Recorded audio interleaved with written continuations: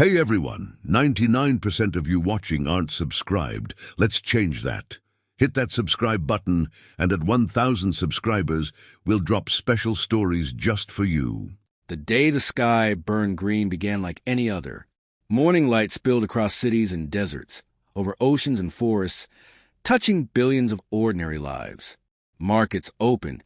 Children argued about homework. Satellites traced their silent paths overhead. Then the auroras came. They appeared first over poles, vast curtains of emerald light that shimmered brighter than any recorded solar storm. Within minutes they cascaded southward, spilling across continents in luminous waves. The sky rippled as though space itself had become liquid. Astronomers were the first to see the truth. "It's not solar," whispered Dr. Elliot Navarro at the Atacama Array, staring at data that refused to make sense. The energy signature was wrong. Too symmetrical. Too deliberate. Then the stars began disappearing. Not all of them. Just small patches at first, as if something vast was passing between Earth and the cosmos. Black shapes eclipsed familiar constellations. Orion lost a shoulder. The Big Dipper bent out of shape. Across the planet, phones buzzed with emergency alerts. Governments scrambled jets that would never reach their targets. Radar systems returned impossible readings. Objects larger than cities, stationary above the upper atmosphere. The green light intensified. And then the transmission came. It overrode radio, television, military frequencies, even closed fiber networks. It wasn't hijacked, it was inserted, as though every device had always been designed to receive it. The voice was neither male nor female, neither mechanical nor organic. It carried a harmonic undertone that seemed to vibrate in the bones.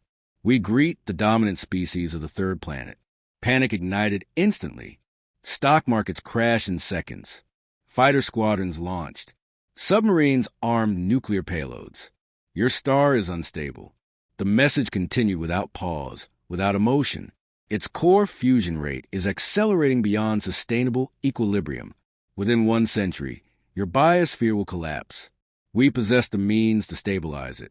In control rooms around the world, astrophysicists froze. Solar probes, data streams that only a handful of specialists monitored, began flashing red. Long-dismissed anomalies aligned like tumblers in a lock. Neutrino flux irregularities, core oscillation deviations.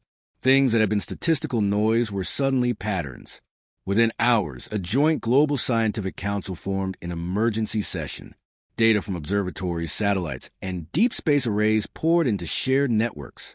The conclusion was unanimous. The aliens were not lying. The sun, steady, eternal, the anchor of all human history, was quietly entering a runaway phase. Not tomorrow, not next year, but soon enough to erase civilization within a century. Humanity faced extinction before lunch. The alien voice returned. "We are the Iliari. We do not require tribute. We require cooperation." No threats followed. No demands. Only coordinates. 3 days later, the first Iliari construct descended toward the sun. It was visible even to the naked eye, a silver filament extending from one of the massive orbital structures into the solar corona. Through telescopes, it resembled a root-drinking fire. The device did not burn. It absorbed. Around the globe, scientific instruments screamed with data. Solar flares that had been building toward catastrophic intensity flattened. Oscillation patterns dampened. Neutrino emissions stabilized. It was as though a hand had reached into the heart of a star and steadied it. People wept in the streets. Religious leaders declared miracles. Skeptics went silent. Conspiracy theorists struggled to keep up. For weeks, the Iliari worked in silence. Additional constructs unfolded like metallic blossoms around the sun, forming a delicate lattice that shimmered against the inferno. Then came confirmation. "The core is stabilizing," Dr. Navarro announced in a broadcast watched by nearly 4 billion people. Her voice trembled. "Whatever they're doing, it's working." Humanity had been given a death sentence and a reprieve in the same breath. Gratitude spread like wildfire. The Iliari did not descend in warships. Their first vessel to enter Earth's atmosphere was slender, geometric, luminous along its edges. It hovered above the United Nations complex without disturbing the air. No ramp lowered, no doors opened. Instead, a projection shimmered into existence, a figure tall and elongated, limbs too symmetrical, features smooth and reflective like polished stone. Its eyes were pools of shifting light. "We seek an enclave for continued stellar monitoring," the Ilyari envoy stated. "Your neighboring planet, far from the star, is acceptable. Mars."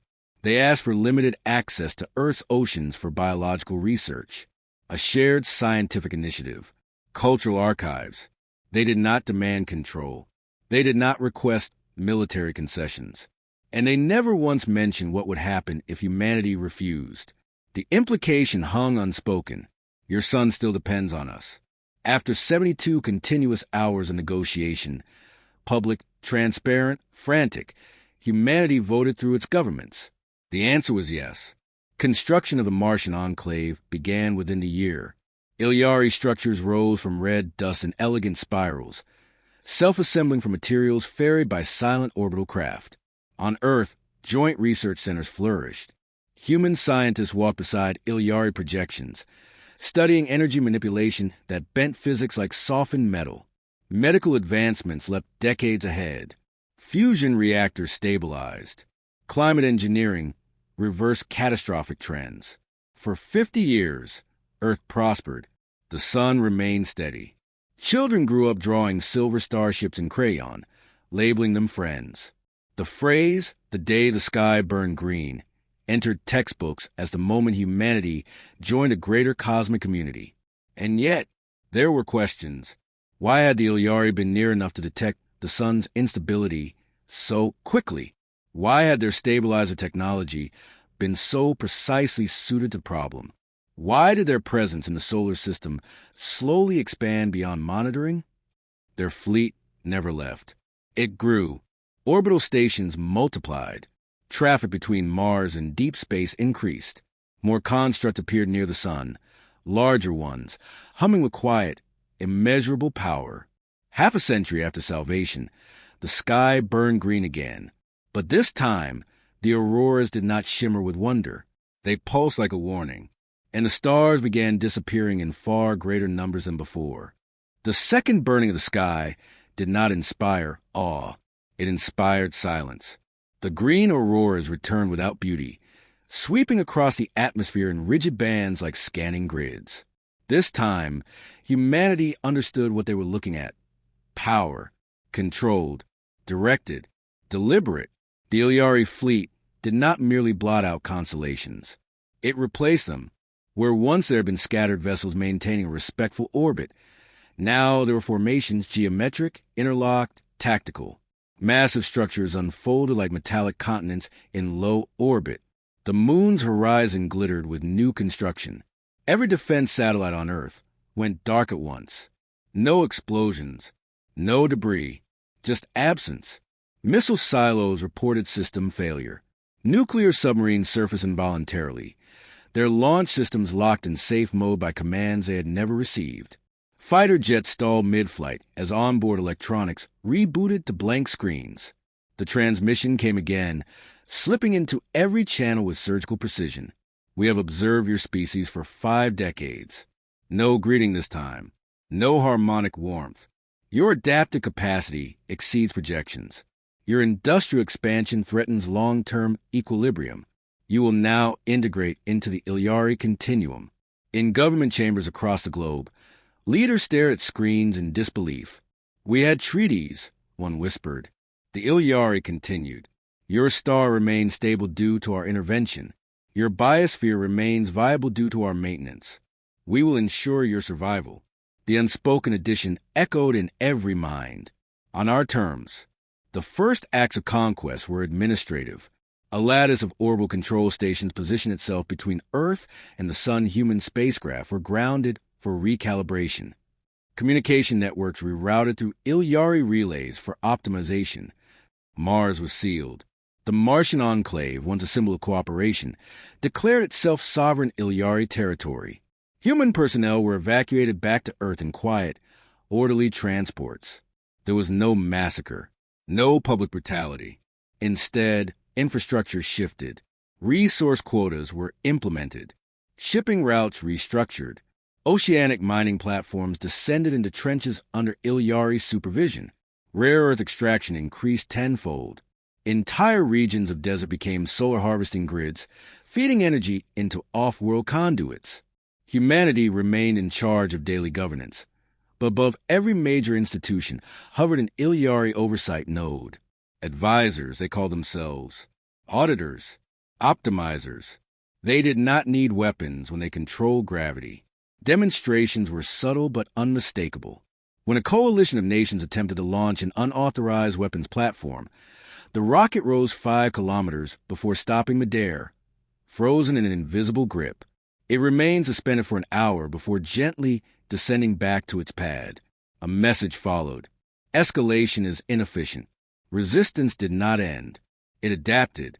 Beneath the Pacific Ocean, 3 kilometers below the surface, construction began on a facility not listed on any map. Officially, it was a geothermal research station. In truth, it was humanity's first act of quiet defiance. Dr. Elia Navarro stood at its central observation window, watching engineers assemble a ring of alien alloys scavenged from cooperative research sites. The material had been traded freely decades earlier, shared in goodwill. The Ilyari had not imagined humans would study it with suspicion. They saved us, one young engineer muttered as he calibrated a containment field. Without them, none of this would matter. Navarro didn't look away from the slowly forming ring. Yes, she said, they did. Gratitude was not something she dismissed lightly. Billions lived because of the Ilyari intervention. Every breath was proof. But gratitude, she knew, did not erase autonomy. It did not justify ownership. Human historians often describe their species as contradictory, capable of compassion and cruelty in equal measure, of love fierce enough to rebuild cities, and anger hot enough to burn them down. But there was one trait older than civilization itself. Humans keep accounts, not of money, of memory, and the ledger had changed. On Earth's surface, life continued, reshaped but intact. Cities grew upward under Ilyari-approved architectural guidance. Energy was abundant.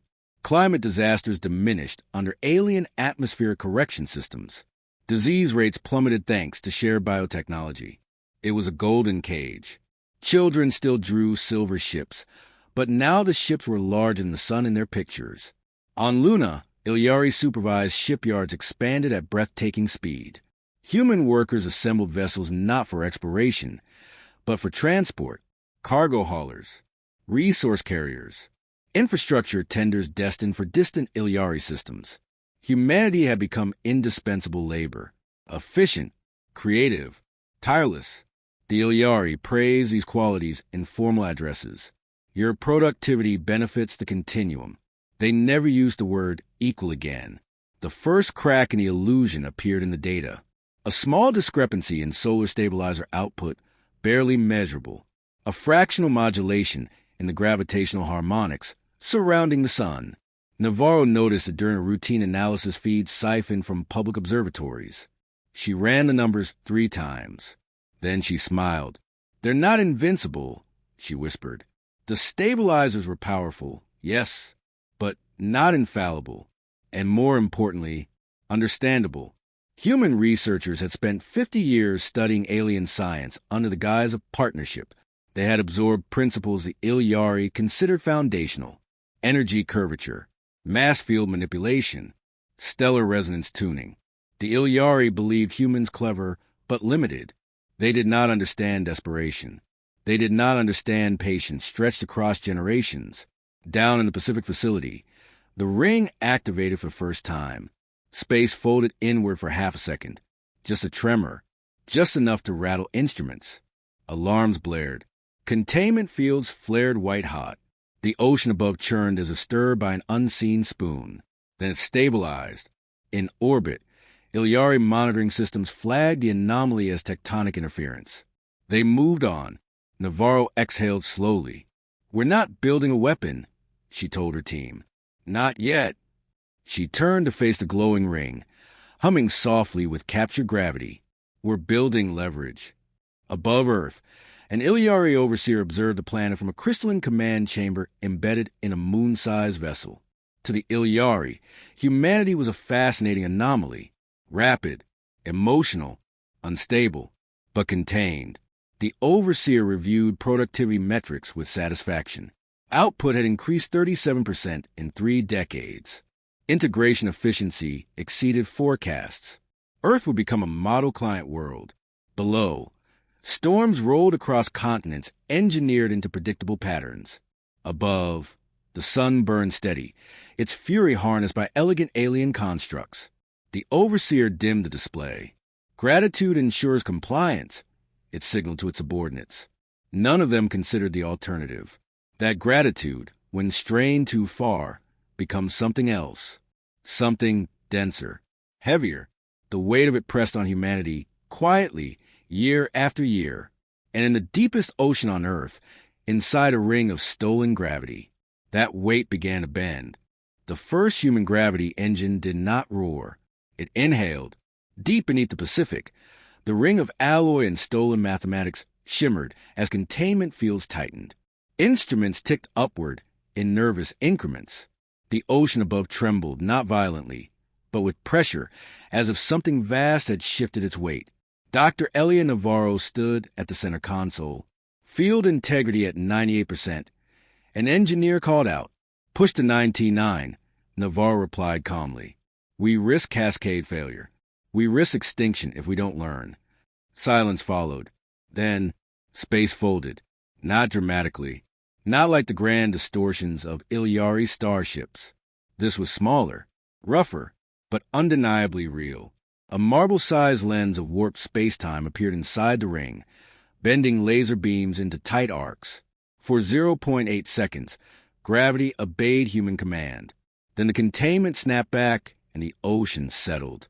No explosion, no singularity, just proof. Humanity could bend the same laws the Ilyari treated as birthright. Cheers erupted in the chamber, but Navarro raised a hand. "This never happened," she said, "because victory was not survival. Not yet. The rebellion did not spread with banners or broadcasts. It spread with apprenticeships. Engineers trained physicists who trained mathematicians, who trained programmers, who quietly embedded alternative routines inside Ilyari-approved systems. Shipyard workers on Luna memorized structural schematics of alien cruisers. Oceanic miners mapped energy transfer conduits that connected Sol to distant Ilyari trade corridors. The resistance did not sabotage. It studied. Humanity's greatest weapon had never been strength. It was curiosity sharpened into persistence. Within 30 years, the Pacific facility had grown into a network. Hidden labs beneath mountain ranges, under Antarctic ice shelves, buried inside decommissioned oil rigs converted into research vaults. Each facility refined the gravity engine. Each iteration grew more stable, more precise, more dangerous. Beyond the solar system, opportunity emerged. The Ilyari continuum relied on efficiency. Human-built cargo fleets transported refined materials across neighboring systems. Crews were monitored, yes, but not distrusted. After all, humanity was compliant, grateful. On a freighter designated Continuum Asset Transport 12 Delta, Captain Amir Halvorsen stared at the streaking blur of hyperspace. The ship's navigation array was Ilyari designed. Its drive core was Ilyari engineered. But its software? Human. A sliver of unauthorized code ran quietly beneath official protocols, harmless at a glance, merely optimizing fuel consumption. In reality, it recorded every jump coordinate, every gravitational corridor, every patrol pattern. When 12 Delta reached the edge of an Ilyari core system for the first time, Halvorsen saw it through reinforced viewports. A star surrounded by an intricate halo of stabilizer constructs, far grander than those in Sol. And around it, planets, cities, shipyards dwarfing Earth's moon.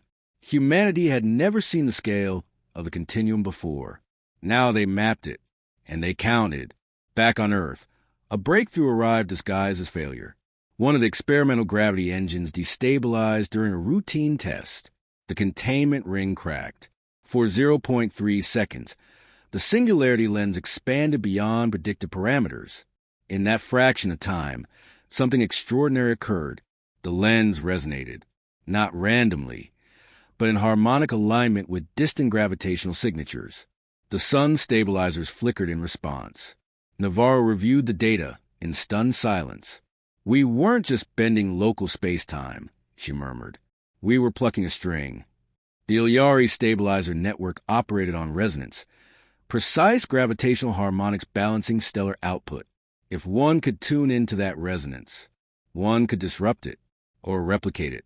The implication was staggering. Humanity did not need to overpower the Ilyari. They needed to understand the instrument they were playing. The decision to act came a century after the conquest began.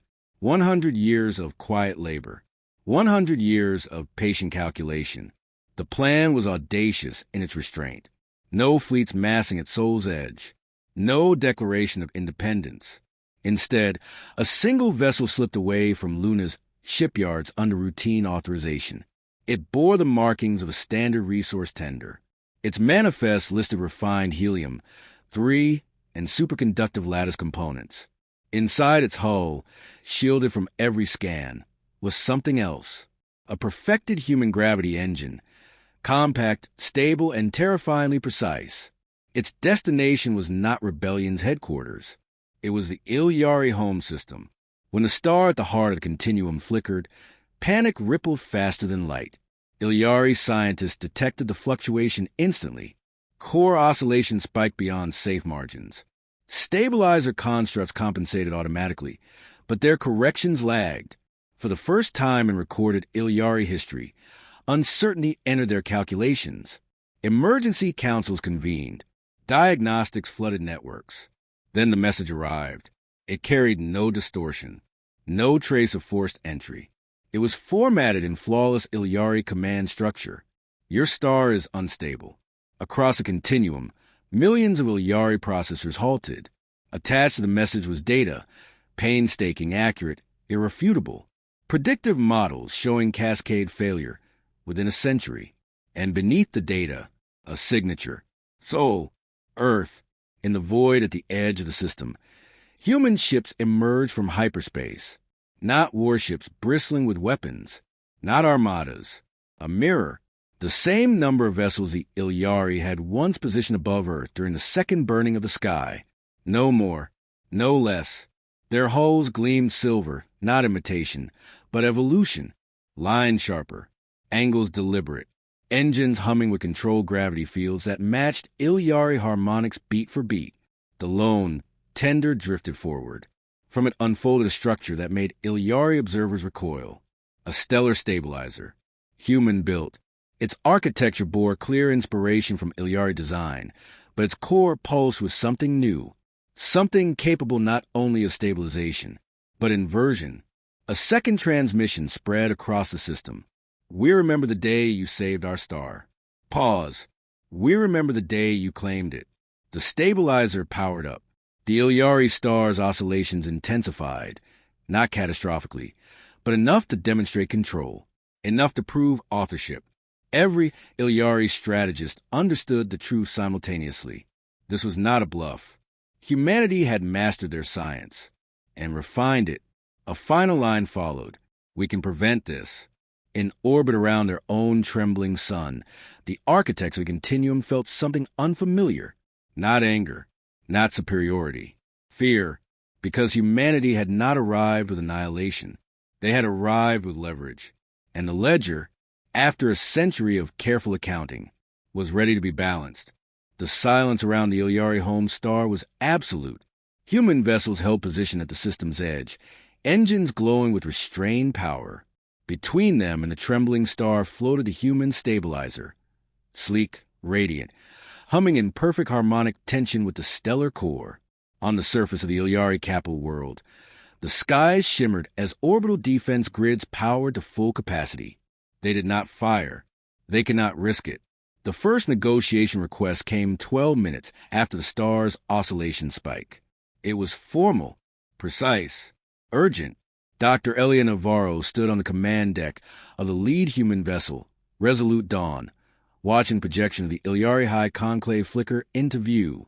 The beings appeared taller than before, their light-filled eyes sharper, their reflective skin carrying subtle fractal patterns that pulse with stress. For the first time since humanity had met them, the Ilyari did not control the energy in the room. "You have interfered with a sovereign stellar system," the lead conclave entity stated. Its voice retained its harmonic resonance, but the undertone trembled.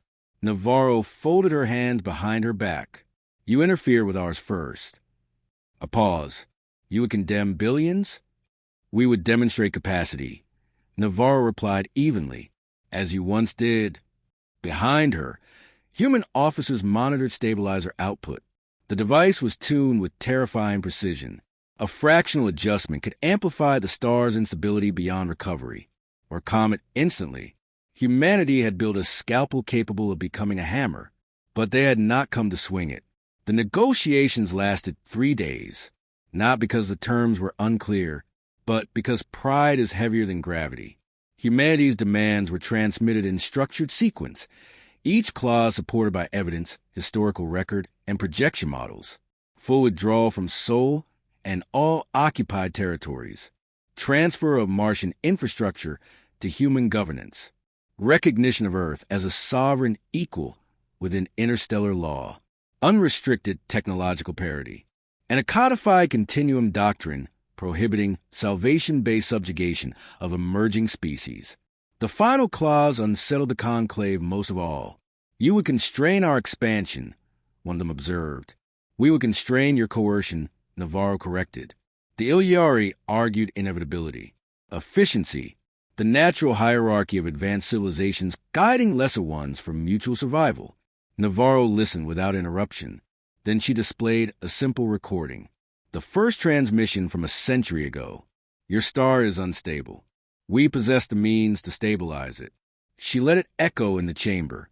"You saved us," she said quietly. "And for that, we were grateful." The projection shifted as Ilyari delegates processed a statement. "But you transformed gratitude into leverage," she continued. "You mistook relief for surrender." Outside, the human stabilizer pulsed brighter. The Ilyari's star flared in response, just enough to remind everyone of the stakes. "We are not here to destroy you," Navarro finished. "If we were, this conversation would be shorter." On Earth, billions watched live feeds of the distant standoff. For the first time in a century, humanity was not reacting. It was dictating. Mars revolved quietly in the night sky, its surface still dotted with alien architecture. On Luna, shipyards paused mid-construction as workers waited for history to pivot. In the Pacific, deep beneath the ocean, the original gravity ring continued to hum, a reminder of where this path had begun. Patience, study, memory. On the 4th day, the Ilyari conclave returned with a revised posture. Their star's instability had grown measurably under controlled human modulation. Their models confirmed what fear already had. Humanity could end them, not easily, not casually, but decisively. "We accept withdrawal from Sol," the lead conclave entity stated. A murmur rippled through human command decks across multiple vessels. "We recognize Earth as a sovereign equal within continuum structure." Another pause. "And we will ratify the non-coercive preservation doctrine." Navarro held their gaze. "All fleets will depart within 30 standard cycles," the conclave added. "Oversight nodes will be dismantled. Martian territory will be transferred. Silence stretched between species. You have our word," the Ilyari concluded. Navarro studied them for a long moment. Humanity had once believed Ilyari words unquestionable. That illusion was gone. "Your word will be backed by verification," she replied. "As ours is." She nodded to her officers. Outside, the human stabilizer shifted frequency. The Ilyari star steadied. Its violent oscillation smoothed into stable fusion once more. Across the conclave's projection chamber, subtle shifts in light betrayed something profound. Relief, not dominance, not superiority. Relief. The withdrawal began immediately. Ilyari vessels detached from lunar orbit in orderly formations. Massive orbital platforms disassembled into transport configurations. The lattice around Sol thinned, then receded, until the sun burned alone for the first time in a century. On Mars, banners changed. Human engineers reclaimed research domes their grandparents had helped construct. The Martian sky, once streaked with alien transit lines, quieted. On Luna, shipyards recalibrated under human command. The vessels under construction were no longer resource tenders. They were exploration craft, not to conquer, to meet on equal footing. Weeks later, the last Ilyari warship exited the solar system. No fireworks marked its departure. No victory parades filled the streets. Instead, humanity watched in contemplative silence as the stars returned unobstructed. The sun burned steady, maintained now by a joint system of human and Ilyari stabilizers, transparently operated, mutually monitored. The balance was real and fragile. In the Ilyari home system, the conclave ratified the new doctrine across the continuum. Emerging civilizations would be approached with assistance offered, but never weaponized. The memory of their own star trembling under foreign control ensured compliance. Fear had reshaped policy. But something else lingered as well. Respect. Years later, in a lecture hall overlooking the Pacific, Dr. Elia Navarro addressed a new generation of engineers. "We did not win because we were stronger," she told them. "We won because we remembered." A student raised a hand. Was it revenge? Navarro considered the question carefully. "No," she said at last. "Revenge destroys the ledger. It zeroes everything out." She turned toward the ocean, where beneath the waves the first gravity engine still rested as a monument. "We balanced it." Human ships now travel beyond Sol, not as laborers, but as envoys. On distant worlds, when new species detected impossible structures taming their stars, rumors travel quickly through interstellar channels. If humanity offers help, it will come without chains. If humanity receives help, it will honor it. But if salvation becomes a cage, they will remember. And their payback? It can shake worlds.